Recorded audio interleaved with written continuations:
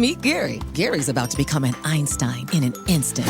Whoa, Einstein hair. I like it. That's right, Gary, because you're using Salesforce powered by Einstein AI to connect data, predict business trends, generate personalized content, and wow customers. I do feel a lot smarter. Because you're not just Gary anymore. You're Gary, empowered by Einstein AI. Did you hear that, team? I'm an Einstein. Oh, can I get a selfie? The #1 AI CRM. Now everyone's an Einstein with Salesforce. With AAA's legendary roadside assistance and access to hotel, concert, and restaurant discounts, members can expect something more. As a member, AAA Roadside Assistance has your back if you're stranded on the side of the road. You're covered whether you're locked out of your car, have a dead battery, need a tow, or run out of gas. Plus, roadside assistance isn't just for your car. It's with you wherever you go, 24/7, 365. And this peace of mind can be yours for about $5 a month. Offers, terms, conditions, and policies are subject to change without notice. Visit AAA.com/member for details. It's time for a Big Blue Kickoff Live. Nobody can ever tell you that you couldn't do it, because you did. On Giants.com. You know what I saw? New York Giant pride. And the Giants mobile app. 17-14 is the final. One touchdown, we are world champions. Believe it, and it will happen. Part of the Giants Podcast Network. Let's go out there like a bunch of crazy dogs. Have some fun. And welcome to Tuesday's edition of Big Blue Kickoff Live here on Giants.com. As always, it's presented by Cadillac, the official luxury vehicle of the New York Football Giants. I'm Paul Dottino. He is Super Bowl champion Howard Cross. So glad you could join us. And again, we are live, folks. It is so great to be live again, Howard. Last week we had some pre-recorded programs which did not allow the fans to call in. And I know they were itching. Their fingers were just getting all moldy because they couldn't hit that dial button. Yes. And now, folks, you got a chance. You got a chance to call in once again. 201-939-4513. 201-939-4513 is our phone number for the next hour as we talk Giants football. And coming up at the top of the hour, a short segment as we continue our 2024 regular season opponent previews. We will talk about the Indianapolis Colts, a team from the AFC that the Giants will be facing on this year's schedule. But until then, the first half hour, it's you guys and it's us. And the Giants rookies who have checked into the building this morning, which, of course, they get to come in. I don't know, is this a privilege, an honor, or a more of an imposition, Howard? They come in a week before the veterans do. I mean, if you want to come in here and get some work in and start studying and start getting the playbook and try to get things down, it's a privilege. If you are one of those guys who think you I kind of got this, I can roll with this, then it's a nuisance. But I always felt like the more time you got with the playbook, the coaches and everything, the better you would be during the season, the less thinking you could do and more reacting you could do. Well, especially for the guys who weren't drafted highly. Yeah. I mean, whatever edge they can get. Well, anybody for sure, but the lower you are, the more you could use the extra work. Well, in theory, the guys that are like the lower draft picks that are going to have to, quote unquote, hope to be on special teams or hope to be wherever, they're going to have fewer opportunities in the day-to-day practice and when it comes down to reps, offensive reps and defensive reps. So if they know the playbook inside and out by the time they get there, they don't have to guess when they get into the practice of what to do and how to do it. So that helps them out. So every rep they get is so important. They need to be good and be perfect if they can be in those reps. All right, so folks, again, 201-939-4513. Phone lines are open for the first half hour, then again for the latter portion of the show. And in the middle, we'll talk with our representative out in Indianapolis about the Colts. As a reminder, you can find an archive of this show and our entire podcast network on the Giants mobile app, podcast platforms everywhere, and at giants.com/podcasts. Mm-hmm. Howard, I haven't had a chance to talk to you during the 2 weeks that the office was closed. So, First of all, hope your summer's going well. So hot, though. Very hot. Well, we all feel like onion rings in the New York metropolitan area these days, right? All we need is the breading, right? Hot wings. I feel like hot wings. But I did want to get a quick take from you. If, in fact, you've seen the first two shows of Hard Knocks, Max will have show 3 tonight. I am trying to wait till it's all done. I am a consumer of things all at once. I like to see it all at once. I don't like to see like one show and then have to wait for the next show. I believe they call that binge watching. I'm the biggest binger on the planet. I'll turn a show on and I'll go through the whole thing.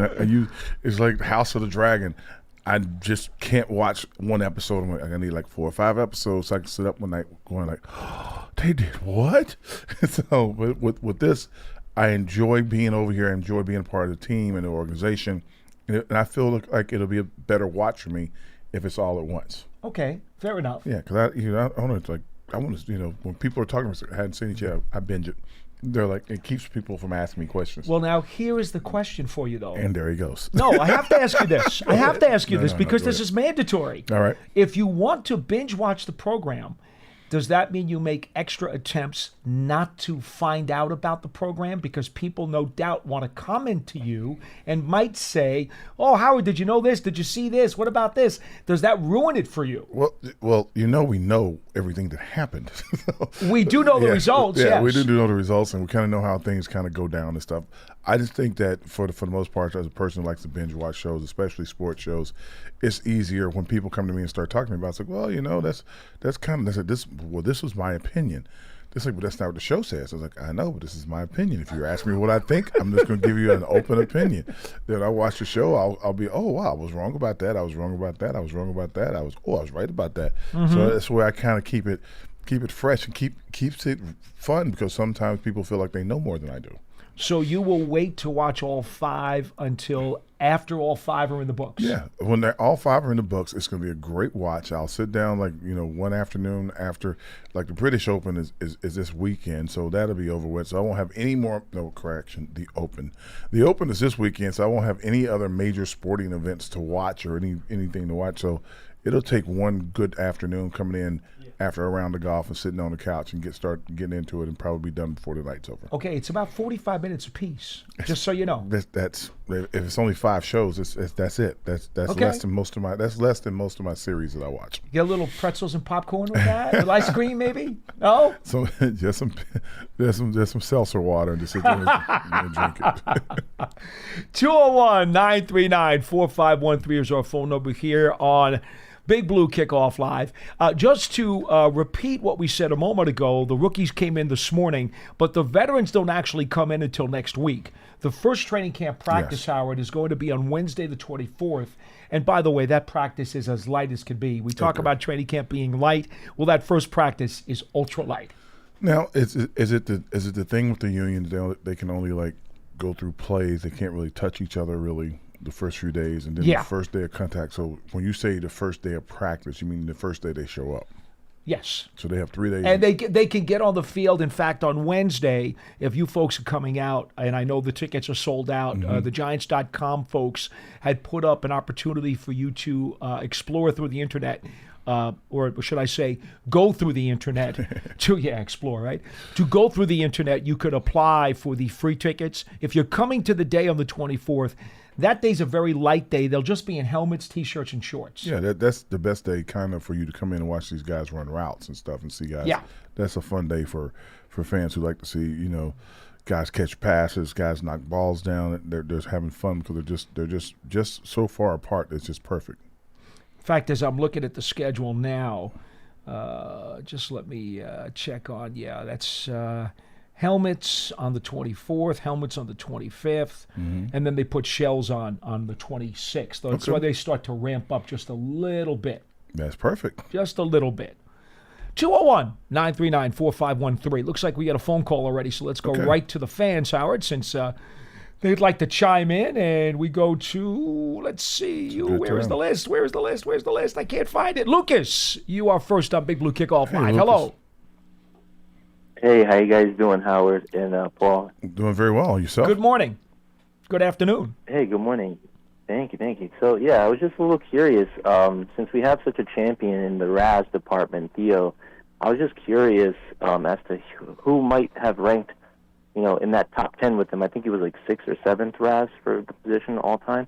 So I was just curious if you guys could dig in to see who was in that range with him, so we can kind of see what kind of, performance his physical profile would lean towards, let's say. You're talking about Theo Johnson, the Penn State tight end?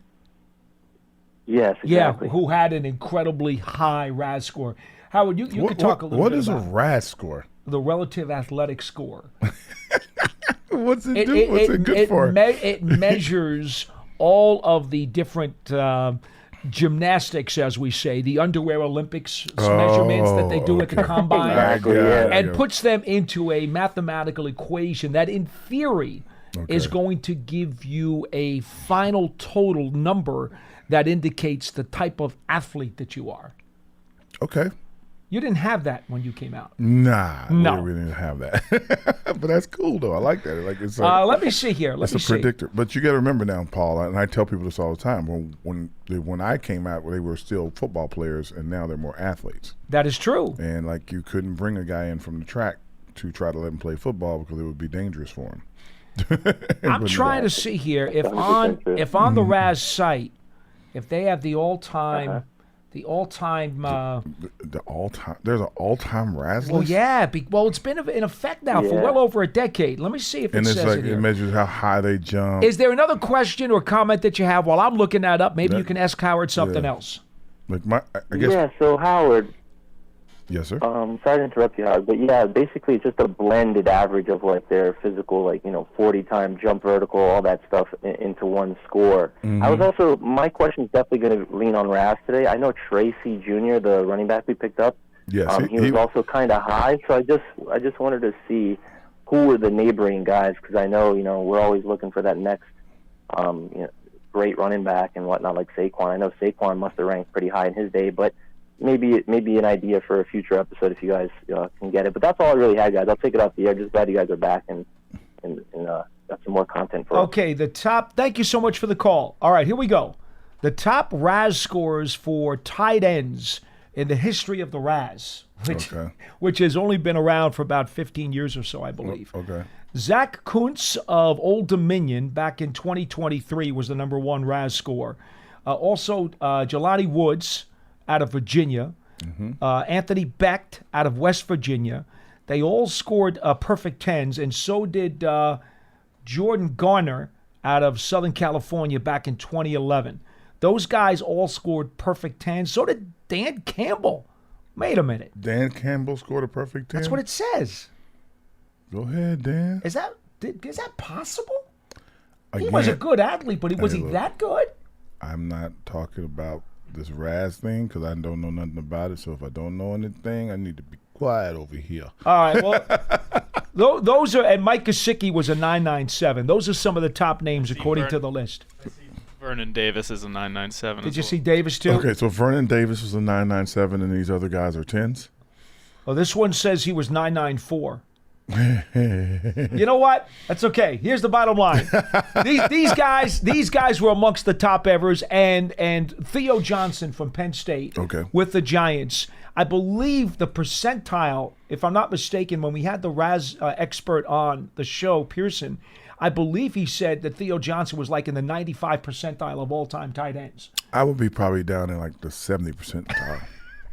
Well, I see 993 for Johnson, so that's got to be high. It's got to be high. It's got to be high. I'd probably like a 75 or something. Well, which goes to the mantra. Yeah. If you can play, you can play, no matter what the Raz score says. I was hurt when I was doing all that stuff, so I was I ran a slow 40 time. Did you get hurt at the combine or before? I got hurt before the combine. I learned to read coverages because of my ego. I played last game was against West Point. Okay. And they had little bitty guys out there. I was like very supportive because I knew they were going to be in the Army and officers. Right. And I was very honored to play with them, but I didn't think they could tackle and stuff. So one time they ran a seam route, and I'm like, oh, well, he's in the middle of the field. And coach was like, don't go in the middle of the field because the safety's there. I'm like, coach, he's like 5'10", 5'9". Like, what? Why would I look at this little dude? And I ran out there and ran across the middle, over the top. They threw me the ball. I caught it about 25 yards down the field, and I also caught him in my chest. He broke 3 of my ribs and collapsed my lung 15%. Wow. Yeah. And my trainer at the time, I'm not going to be badmouth the trainer, but the trainer at the time was like, oh, you just got a little spasm. You'll be okay. And then when I went to the doctor the next day, they're like, dude, you kept playing? I'm like, yeah. They said I just had a spasm. They showed me the x-ray. I could see an imprint of his helmet. I'm like, okay. Ooh. And I'm like, how do we fix that? Well, we could drill a hole in your side to open your chest. I'm like, I'll just wait it out. And that's when the combine was. Did you get the license plate on that bus? I literally, what's Colonel's name that comes here from time to time? Colonel Gadsden. Colonel Gadsden was in that game also. I played against Colonel Gadsden. You're serious? I'm very serious, yeah. And I think not last year, but right before COVID or right after COVID, West Point was having a reunion. It was like, I guess since it was probably 88 when it happened, or 87, 80, I guess it was 88. It was been my senior year or whatever. They were having a reunion of that team. Colonel Gaskin and the guys, he said, would you come up for us? Really? And I went up to West Point, and I had to relive that play 1,000 times. They played it 100 times, and Howard Cross goes over to my name, ooh! So it was kind of fun. Did it hurt watching the video? I didn't watch the video. I just heard the broadcast over and over and over again. I'm like, that is funny. Wow. Well, probably it was grainy footage. I'm so old, but it would have been funny to see it too. But I met the player. He's still met the officer. He's still a little super fit. Is he still in the service? Yeah. They're like, I think he's retired by now. He's about my age. So he's like, yeah, I hit you hard. I'm like, yeah, you did. Oh man. So well, that's cool that they brought you back, though. Yeah, it was awesome. That's very cool. It was awesome to go up there, give them support, and just be a part of it. They're a great group of guys, and even the cadets today are awesome. But just to be a part of that part of it was so fun because they played a big school at Alabama. And we won, of course, but I'm like, yeah. But he taught me to read coverages. From now, I'm like, okay, when they say don't go in the middle, don't go in the middle. How many games did you miss that season after that hit? None. It was my last game of my senior year. Oh, it was? The final, the last one of all college time. And it's the only time that I've ever played in a game and I didn't get up when they came to check on me. I just laid there for a few seconds because I couldn't breathe. I believe it. Yeah. So since that was the last game of your college career, how did that impact your training for the combine? It impacted greatly because I couldn't breathe. I had to collapse lung. I wasn't going to let them drill a hole in my side. Good move, by the way.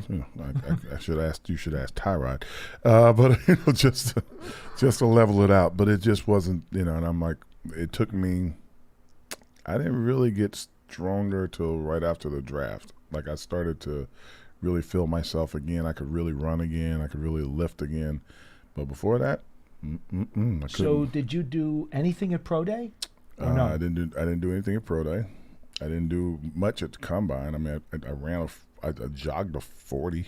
I mean, I did like 18 or 20 bench presses. Mm-hmm. I jumped. Every time I do something, I'd have to go and kneel down to try to catch my breath. Wow. Yeah, it was rough. But it was fun though. So the Giants drafted you strictly on tape because obviously you couldn't test well. They saw me do other things. They was like, okay, well, we know what you can do, so we got to draft you. Yep. So by the time you got to training camp, you were healed. 100%. Full bore. Thank goodness for that, because I know the kind of effort you put in. You would not have wanted to sit out. No, you can't. You can't sit out. So yeah, it was you. Like I said, by the time I got Prince, so I guess it would have been Johnny Parker and those guys. They were sure. working out. Strength and conditioning coach. Yeah, Remember Johnny? They were very happy that I was here, and they could just stay here, get stronger, get your strength back. Don't just go back and forth. And I stayed here and didn't even go back to school. Stayed here and worked out every day. Did any of your teammates know that you had spent the whole off season injured by the time you got here? No, nobody knew. Nobody knew. Nobody never talked about it.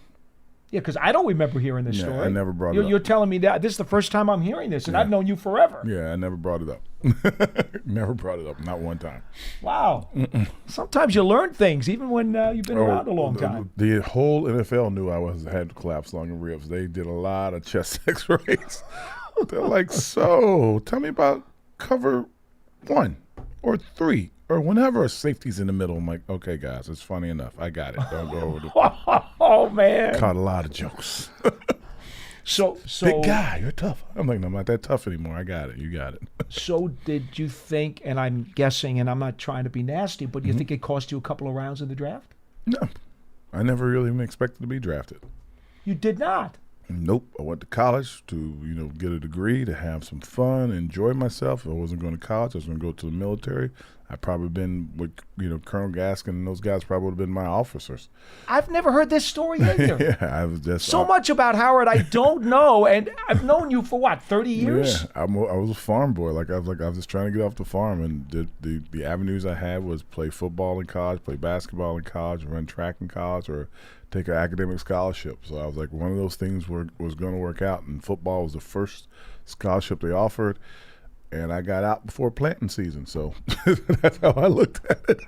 All right. 201-939-4513 is our phone number. Lines are open. We'll get a call in if we can before we check in with our Indianapolis Colts correspondent. In the meantime, a reminder, tonight, 9 p.m. Eastern Time on HBO Max will be episode 3. Howard Cross will not be watching episode 3 of Hard Knocks. Don't be coming up to me on the golf course and trying to tell me stuff to try to spoil it. But episode 3 is going to be aired tonight. Also, the Giants have announced their next segment of players in the all-time 100. They are now from 71 to 80. Is that right, Pearson? Yep. 71 to 80. That came out this morning. So they're counting backwards from 100. They're now down to 71. If you want to go to the Giants website, you get an opportunity to see some of those names.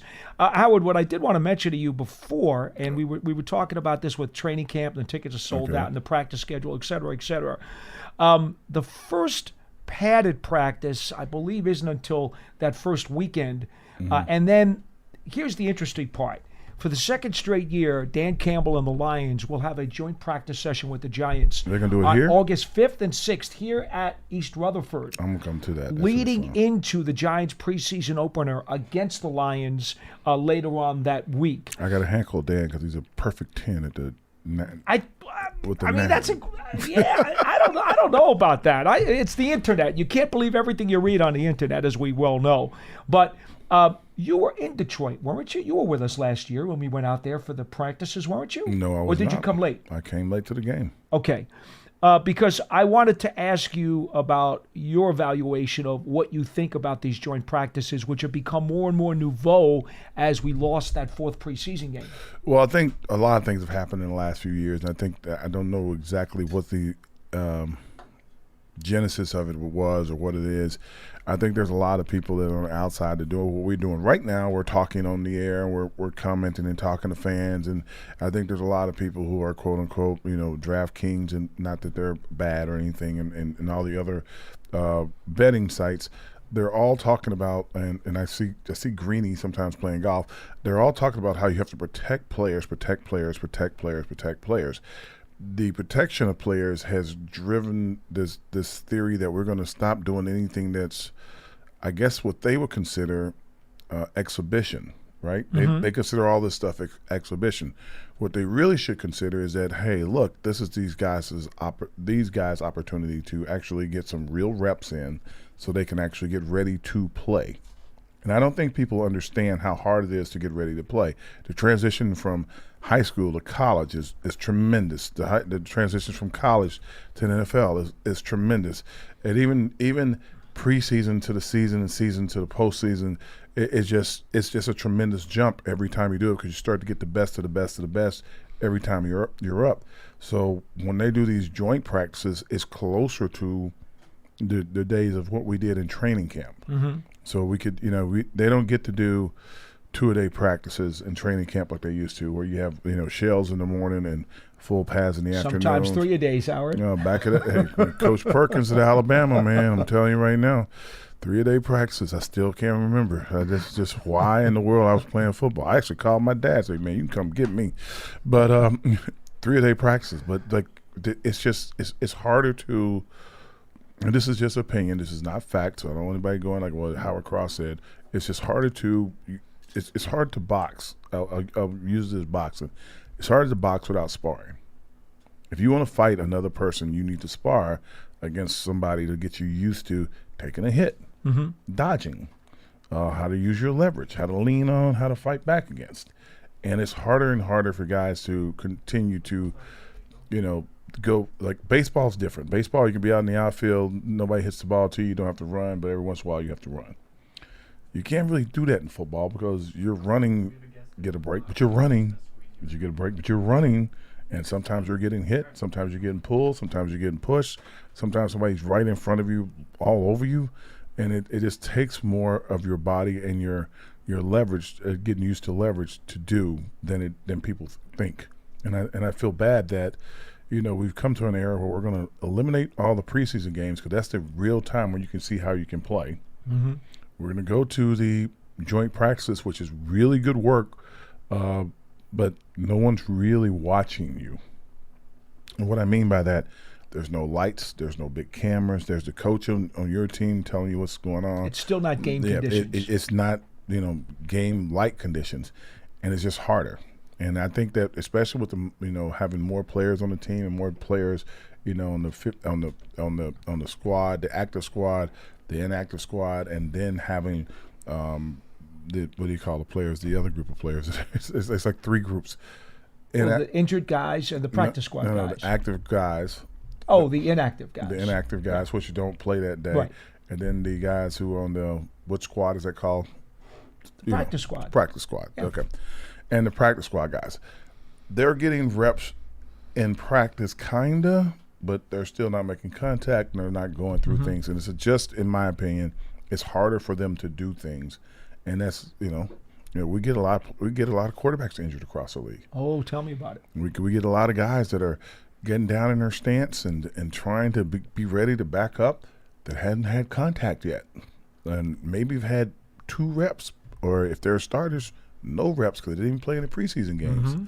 And you're letting that guy go against one of the fastest pass rushers on the edge coming off, and all he has been doing the whole time is, hey, I've been practicing running by people and not touching them. We come from the same school, Howard. We come from the same school. So it's just a lot, and it's good, but it's just a lot. Let's quickly go to Phil in North Carolina. He's on the line before we take a break and talk about the Indianapolis Colts. Go ahead, Phil. You're on Big Blue Kickoff Live.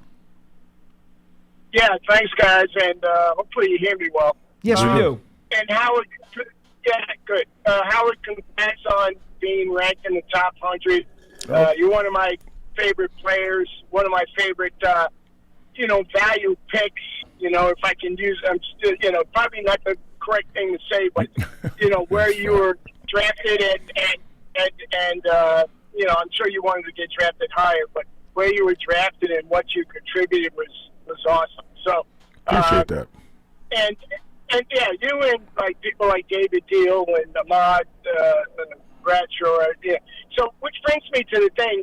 I haven't been able to weigh in on the Barkley thing. It's been you guys have been busy and whatever. And just to kind of put that in perspective, I remember when we first drafted him.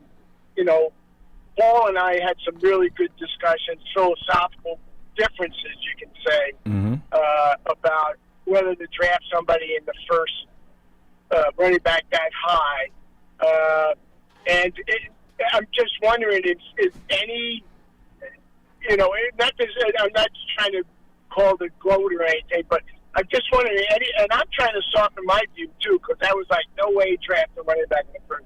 I'm trying to soften it a little, but I'm just curious, like from Paul, your perspective, have you rethought that, or you still feel strongly? And I'm not saying I'm right and you're wrong, or you're the opposite, or whatever.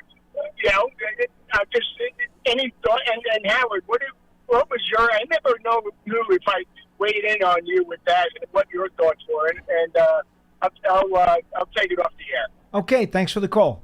I'll let you go first. Well, first off, I love Mel Kiper. I've met him a few times. And I think that he's kind of even though he didn't create the draft, he created the draft fascination by being the guy who talked it up so much. And he was Joe Bushbaum too. And Joe Bushbaum, and Mel was the guy who said that you never take a running back in the first round. Mel said that.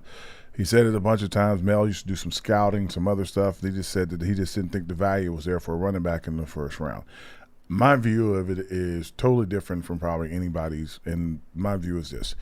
You take the best possible player you can get, and if you have 2 of them, you could have 3 of them. It doesn't matter. You take the best possible player you can get. And if there's a running back who ranks number 1 or number 2, and you're going to get him for a good 5 to 8 years, you've had a great player. If that player goes to the Pro Bowl several times, you've had a great player. You've had a great selection. The problem with it is that, again, we have outside voices always trying to tell you what you think you should be doing and what you shouldn't be doing. And I think that Saquon had a pretty good career with the Giants. I think he was often injured, and I feel bad for him in that aspect, but I thought he had a pretty good career with the Giants. I think where Saquon got caught up in the market of running backs at the end of his stay here with the Giants, because I believe they tried to get him in the year prior. Yes. And he thought that there was more money out there, and then all of a sudden he finds out there is not more money out there for running backs, not just for him, but for anybody. I think that also I think that year there was a rumor floating around they could trade Derrick Henry, and in that moment Derrick Henry wasn't the best back in the NFL, but he was the most productive running back in the NFL. He was, every year he was leading rusher in the league or something, like every 2 or 3 years in a row. And at one of his years, they were like, we should probably trade him before while we can get something good for him. And I'm like, at that moment, that's when I'm like, oh, what are you offering me? Oh, cool, I'll take that. But you get, that's what you get for it. And I think the people look at it like Christian, Eddie's kid, McCaffrey. McCaffrey. Christian, he went to Carolina. He was behind a bad line. He was behind, bad quarterback. And I feel bad I'm not beating on Carolina guys. I'm just saying bad quarterbacking, bad line, no receivers to mention except for Steve Smith. And Steve Smith was in the NFL Network at that time. So he moves to San Francisco, and all of a sudden he's like a great, physical, incredible specimen back. That's like the back of the league. They're hoping, Philadelphia's hoping that they'll get that out of Saquon. I think the injuries are not comparable. I think Christian was a little healthier than Saquon was. So I'm just hoping that Saquon stays healthy and enjoys his career, and has a good career. I'm not worried about all the other stuff. We got to get to our Indianapolis Colts guest. I will address the Barkley question after we're done talking about the Colts, because they'll be playing the Giants on the weekend of December 28th here at the Meadowlands. That is week number 17. Do they know it's outside? Well, it will be outside, as our guest no doubt knows about playing outside. He certainly played enough of years outside. Kevin Bowen, former Colts tackle, and now a host on 107.5 The Fan in Indianapolis, joins us. And Kevin, thanks so much for the time. And, I can't promise you it's going to be pleasant here in December, because sometimes those Meadowlands winds can get pretty nasty. Kevin, I can't believe you didn't have us in the Colts. I'd have loved to have been inside in December. I'm a sideline reporter. That's crazy out there. Yeah, the Colts, I think they're outside. If I'm not mistaken, I want to say there's like 3 road games to end the year: Denver, Foxborough, and the Meadowlands. So, certainly not ideal from a climate standpoint. Definitely not. All right, well, let's go through what people can expect as the Colts open training camp. They will be late on the Giants' schedule, as I mentioned. But I guess any talk about this team has to start with Anthony Richardson at quarterback. We know about the injury last year. We also know they brought in veteran Joe Flacco, who helped get the Browns into the playoffs to be their number 2. So how does this quarterback situation look right now going into training camp, and can they keep Richardson healthy? Yeah, it's certainly the multi-million-dollar question here for this franchise. He played 173 snaps last season. He only started and finished 1 game, 4 different injuries, and then ultimately it was that right shoulder injury that put his season to rest in Week 6. So just a huge, huge bummer on many levels. I would say the most important is, for those that followed Richardson's college career a lot, he didn't play really much at Florida at all. Really just kind of 1 season down there in college, entered the NFL, one of kind of the smallest resumes, fewest pass attempts, et cetera, of really any quarterback, especially a first-round draft pick, let alone number 4 overall. So, again, 9 wins with Shane Steichen last year. There's a lot to, like about that, but the major, major disappointment is Richardson's health and the lack of reps, and now the question of a guy that plays the style that he does. How healthy can you keep him? To follow up on that, I know Richardson is in question a little bit. I know they don't want to be in question, but he's kind of in question because most of the wins came when you had your backup quarterback in. So that kind of adds to, like, okay, you had some success with somebody that's a different style player as Richardson. Richardson is that dynamic runner, thrower guy. He can do a little bit of everything. And then you kind of had to slide back into a more of a traditional style quarterback once he got injured. How does that kind of play in? Like, what kind of pressure do you think that's going to put on Richardson, starting this year? Yeah, I mean, stylistically, I think you got to give a lot of credit to Shane Steichen for, making a Richardson-centric playbook and somewhat of a seamless transition to Gardner Minshew, who, again, stylistically is nothing like Richardson. Now, I think the odd thing about Joe Flacco that some people might not recognize right away is certainly from a run option standpoint, all of that goes out the window if and when you need to rely don't do Flacco. Joe like that. Trust me, the Colts have had their slow-footed quarterbacks from Peyton Manning to Phillip Rivers to Matt Ryan. But I do think from an arm standpoint, him and Richardson actually are pretty similar. It was kind of funny. You watch him in the spring, and Flacco can still uncork it. And obviously we saw it with Cleveland last year. But there was none of that really when Gardner Minshew even took over for Richardson last year. So, of course, the multiplicity and the ability to do the zone reads, the read option. Again, if and when you have to go to Flacco, that will be an issue. But, from a challenge people vertically, try to get the ball down the field, that was different with Minshew last year. But with Flacco, you shouldn't have too much to worry about in that department. We know Jonathan Taylor's had some nicks and bruises, and it's now going on 3 seasons since he led the National Football League in rushing. How will his role develop as you get into the regular season this year?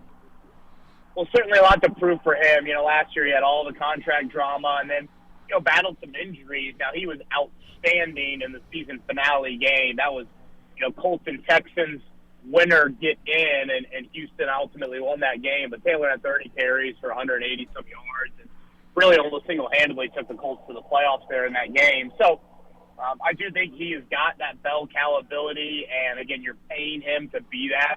I heard you guys talking about Christian McCaffrey before I hopped on. He's not much of a third-down guy, Taylor, so he's really got to bring it for you on those early downs. He can still impact a little bit on the passing downs, but not really known as that type of guy. So I do think a healthy Richardson and a healthy Taylor duo would rank right up there in the NFL with just about any quarterback-running back duos. I think that should strike some fear in opposing defenses, and I think it's really important the Colts have that and lean on that because I do think there are some questions from a passing game standpoint. Now, your offensive line is pretty healthy, right? That's the guys who are going to be standing in front of that quarterback and running back. They're supposed to be pretty good this year. Yeah, it's an offensive line group that struggled in 2022. Kind of stuck with the same personnel, though, and had a really nice bounce-back year. They've invested a lot in it. They've got a top 10 pick in Quentin Nelson at left guard, a top 20 pick in Ryan Kelly at center. Not a lot of teams kind of operate in that mode. So it's a group that, again, bounced back nicely last season. Now, sure, blocking for Minshew versus blocking for Richardson or protecting for him is a little different. Just then, your quarterback can escape, and that can be a good thing, and at times that can be a bad thing, just from where he's at from a pocket standpoint. So, yeah, the O-line had a really important bounce-back year. It's certainly kind of the pillars of how Chris Ballard, their GM, wants to build things. So really important for them to get back to playing at a pretty acceptable level. Hey, Kevin, before I let Howard ask you about the receiving core, I want to go back to the line for just a second. Last year, there was a lot made when Dexter Lawrence dominated Quentin Nelson in their game because we all know how highly Nelson is thought of around the league. And to see Dexter Lawrence, who's also highly thought of, do what he did to him, and there was one particular play where he just absolutely plowed him over to get into the backfield. Picked him up. How much play did that get in Indianapolis? Because here in New York, even though we have great respect for Dexter, there were still people dropping their jaw like, wow, look what he did to Quentin Nelson.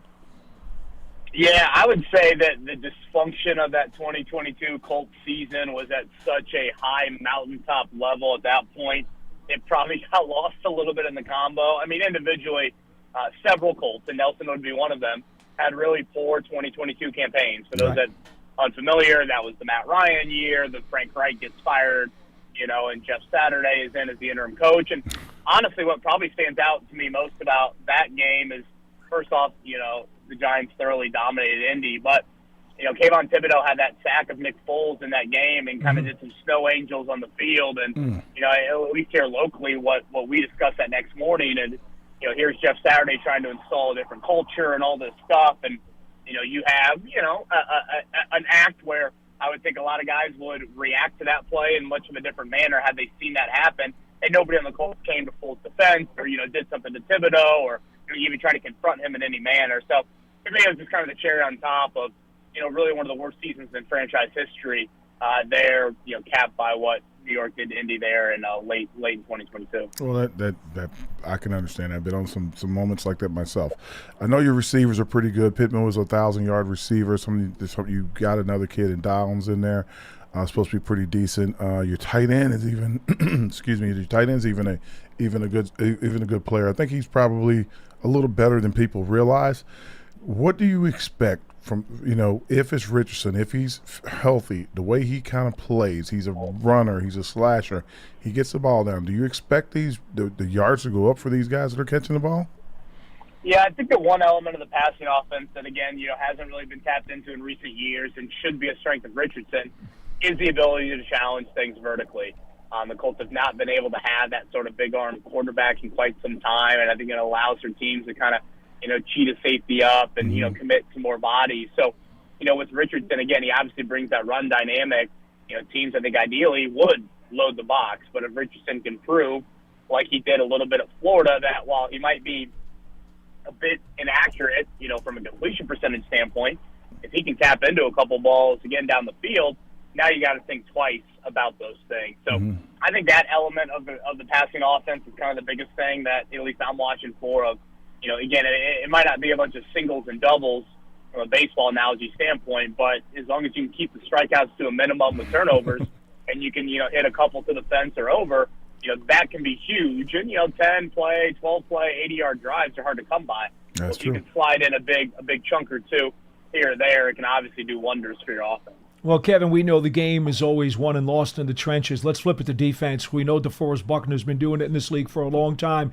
Kwity Paye seemed to have, according to the stats, somewhat of a breakout year last season. What is his upside? Does the arrow continue to point toward the sky for him? Yeah, the Colts are very optimistic about Kwity. I know sack numbers, it was at a nice level last season. I forget the exact number, maybe right around 7 or 8. But I do think from a consistent pressure standpoint, it still doesn't rank at the level that you would like for a first-round pick or even a guy that they picked up as fifth-year option. That's, it's a notable pay increase as well. So, they drafted Latu out of UCLA as the 15th overall pick, and I think some of that's because, obviously it's a pass rusher they view as an elite rusher, and, wildly he became the first defensive player taken in that draft with all the offensive run that we had. But still, I think out of Paye, they just like a little bit more of consistent pressure. Really good on the rundowns, but a little bit more on that end, I think, would be desired. How much trepidation was there out in Indianapolis about taking Latu, understanding that he had that neck thing in college and at one point had retired? Yeah, that is certainly the biggest question. I mean, anytime you have, such a awful injury that leads to a forced medical retirement for multiple seasons, that obviously is going to get your attention. Now, the fact that he played every game at UCLA the last 2 years certainly has to stand out and kind of calm some of that. It's probably one of the harder questions I get. It's like, well, obviously I don't have access to all these medical records that the Colts and the 31 other NFL teams did. It sounded like there were some teams that definitely red flagged him, but there was also, I think, a majority of NFL that felt good enough about taking him. And again, I'll put on a medical hat here, which I'm certainly not educated enough to do, but maybe it's one of those things where, all right, you might not get 10 to 12 years out of them, but can you get, a 6 to 7 year career out of them? And, if he can bring the pass rush production that he's had the last couple of seasons and do that very early in his NFL career, you can live with that. And so I think maybe that could be some of the thought as well. Well, as we were predicting for teams and stuff, we were thinking maybe you guys are going to go DB. You guys are kind of like, maybe even a little short-handed at cornerback out there. So Latu coming in when you're like ranked in, I guess, the top 5 and in quarterback pressures was an interesting pick. When the Colts really need cornerback help.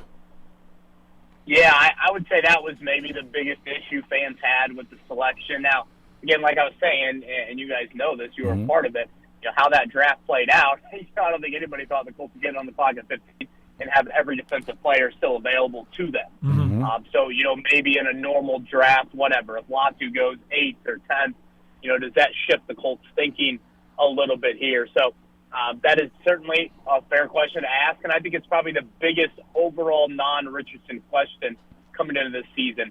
Where are the Colts at from a secondary standpoint? They're very young and inexperienced at corner and safety.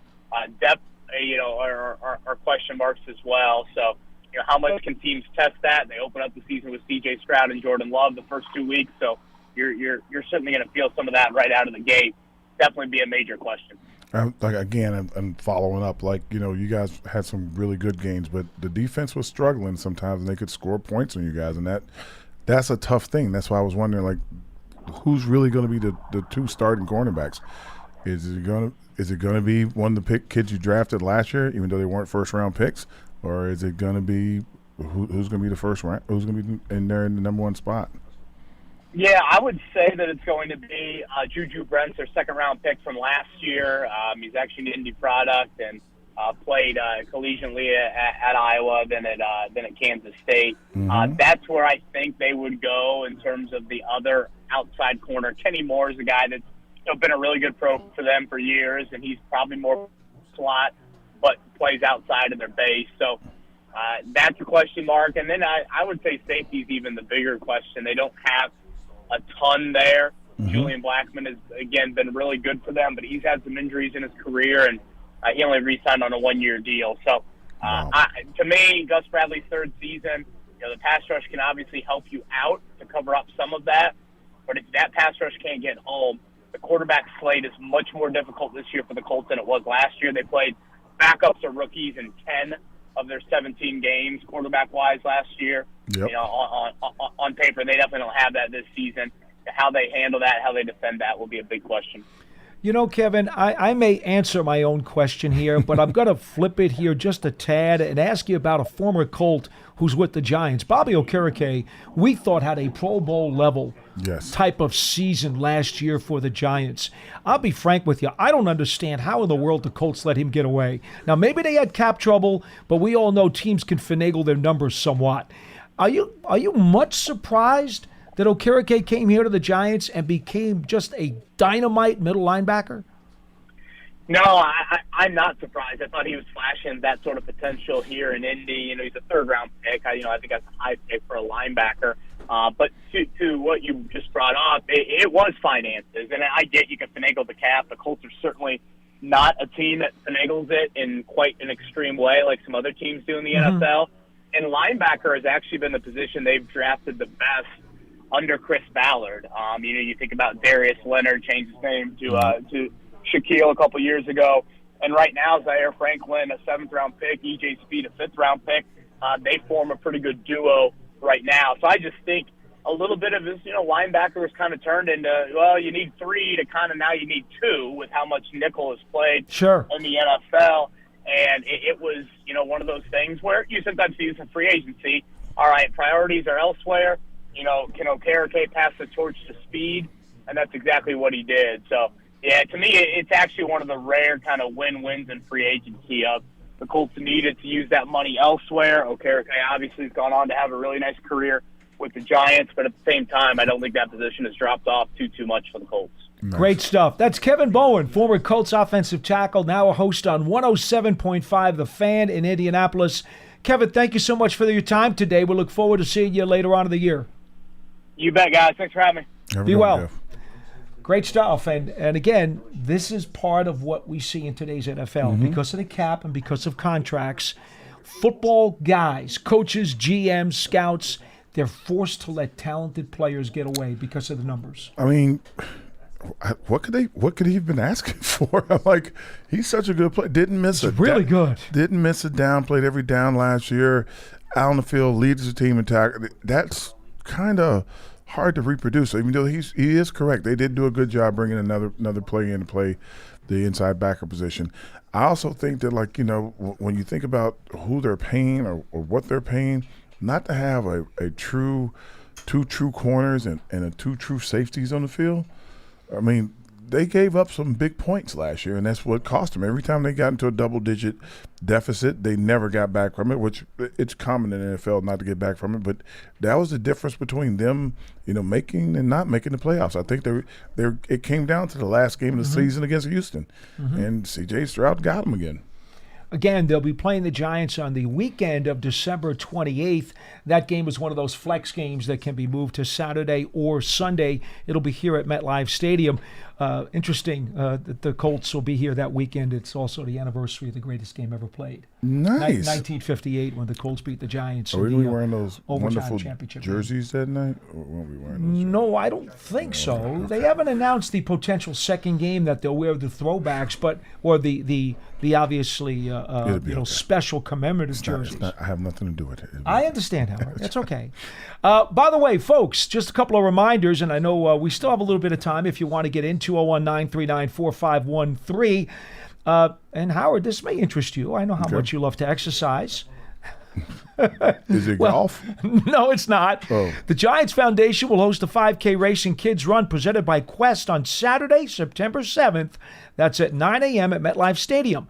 Net proceeds will benefit the Giants Foundation.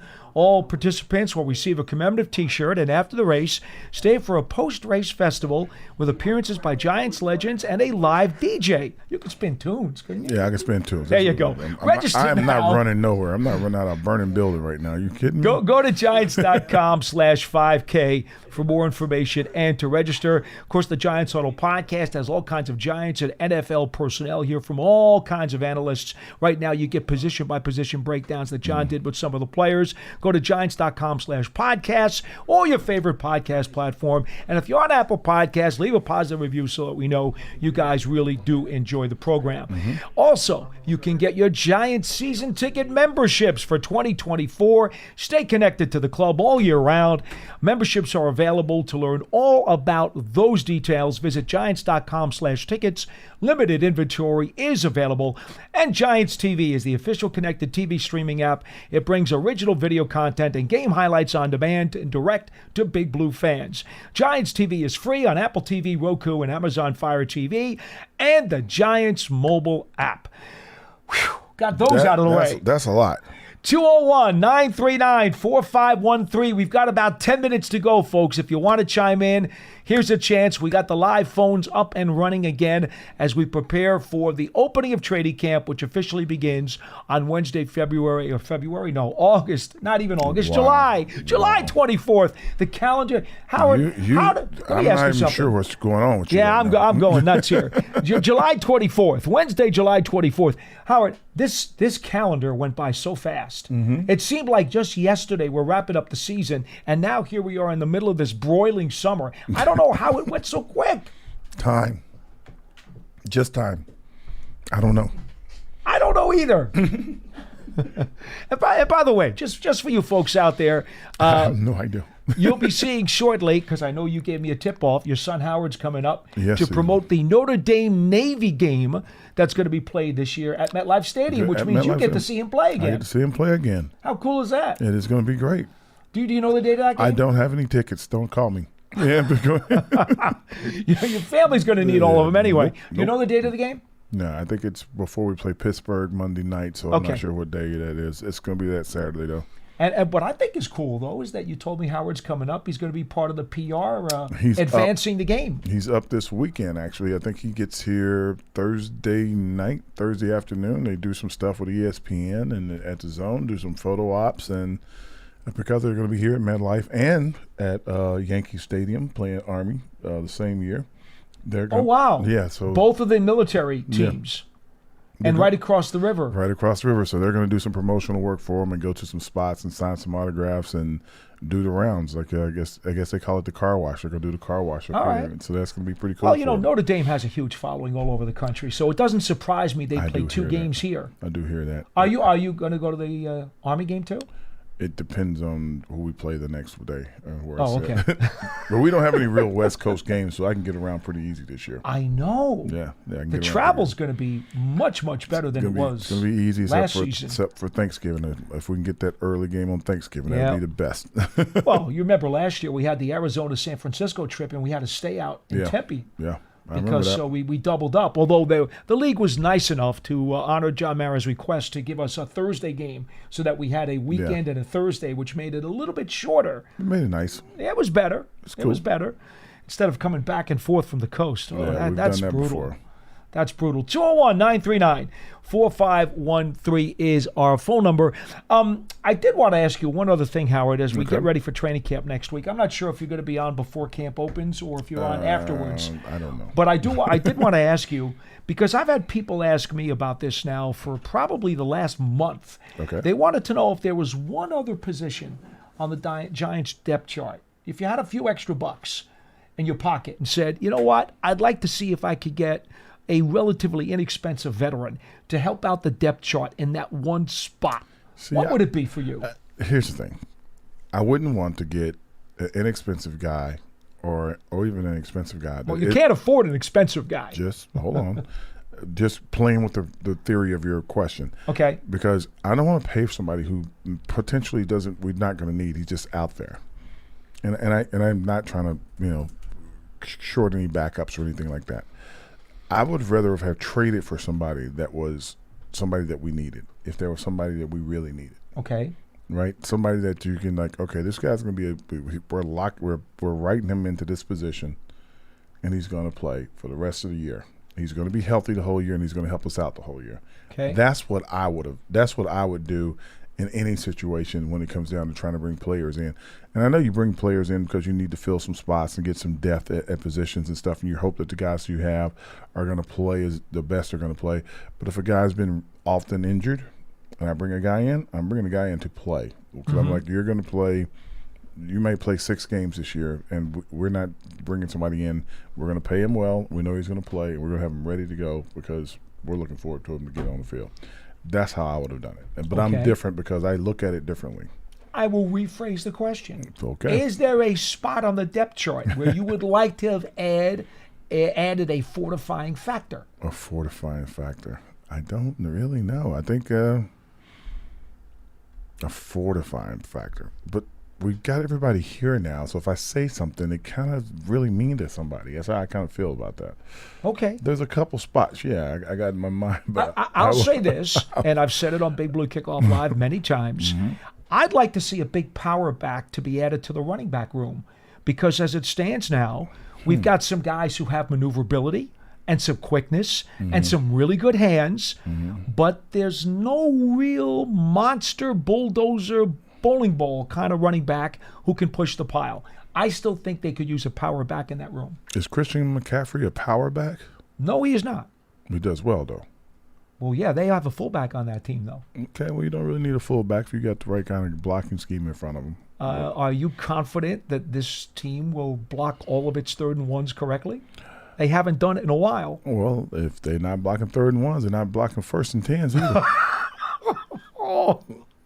So if you want to go there, don't. If you want to talk about it, we'll talk about it. But I don't want to talk about it. So okay, Howard. So you told me not to. I won't say nothing bad about anybody. I get you.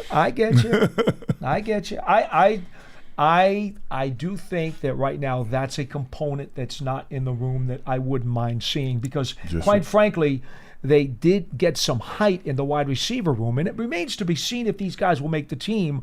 But Bryce Ford-Wheaton is back off of his ACL last year. Allen Robinson was added during free agency, so they did add some height. They even added Miles Boykin from the Steelers, who's basically a special teams guy, but he has a lot of height. Even Giles has some height. So they did add height to the wide receiver room. I like to see those components. What does height in the wide receiver room got to do with anything? Oh, I'm big on having at least one Spider-Man wide receiver in the roster. Oh. I like to have the salad bar in that room. I don't want just tomatoes or just cucumbers. I like to have some other things in there too. So Neighbors, Hyatt, Robinson, they're not big enough for you. Well, they're on the smaller side. And if your entire What about room, Slayton? He's medium. Medium. He's 6'2". He's medium. Okay. See, here's the thing, Howard. Mm-hmm. I've always favored having a mixture. Because I always believe that one of the reasons Plexico Burress, in addition to his incredible talent, became such a difference maker for this team is that he allowed Eli to be able to see that target and have a big, large radius with a wingspan that Eli could just throw that ball up there and know his guy could go get it. And that's what you get when you get one of those skyscrapers. Look, you're 6'5". I don't want to. You were a big target for Phil. I don't want to do this to you, but Brady won 7. Right? I know. He had one tall receiver the whole time. That guy was in Tampa. I know. I understand. He had Randy Moss. Randy Moss for a short time did not win the Super Bowl with him. No, he didn't. There you go. I ain't but mad I appreciate that, I love Pearson. Randy, but no. Look, this is a preference. I think this is a personal preference. Patrick Mahomes has won 3 Super Bowls. Yeah, I get it. He ain't got no tall receivers. I understand that. I'm just saying. It's a personal preference. It's not a mandatory. It's a personal preference. It's like the 50-50 ball. That's where it's all comes from. Pearson's like, no, don't do it. We're not getting into 50-50 balls. Folks, that'll do it. The show. That'll do it for this edition of Big Blue Kickoff. You notice I didn't go there, Pearson. Okay? That's what it sounded like you were going, though. I did not. I did tall not. Spider-Man guy that could get that 50-50 ball. He's not open. that is Super Bowl champion Howard Cross. He's at Howard Cross 87. I am Paul Dottino at Giants WFAN. And this has been another wonderful, packed, fun-filled edition of Big Blue Kickoff Live. We appreciate your time today, as always, previewing the Colts, etc. And we will be back tomorrow for another edition, and we will preview another one of the Giants' opponents. This program can be caught on the archive as part of the Giants podcast platforms everywhere and at giants.com/podcasts. For Howard Cross, again, I'm Paul Dottino. We'll see you next time. Getting ready to take on spring? Make your first move with the reliable performance and power of Steel battery tools. From hedge trimmers and mowers to string trimmers and more, right now you can save $50 on select battery tool sets. Real Steel. Offer valid on select AK system sets through June 16, 2024. See participating retailer for details. State Farm and DJ Dramos from Life as a Gringo know making smarter financial moves today secures your financial freedom for a successful tomorrow. Tackle these situations in stride and yeah, of course, be annoyed when an unplanned expense comes up, but not let it be something that slows me down, right? As I did with repairing my credit, hiring somebody to do credit repair for me. That was a gift that I gave myself that allowed me to then, get my first apartment. Like a good neighbor, State Farm is there. State Farm, proud sponsor of My Cultura Podcast Network.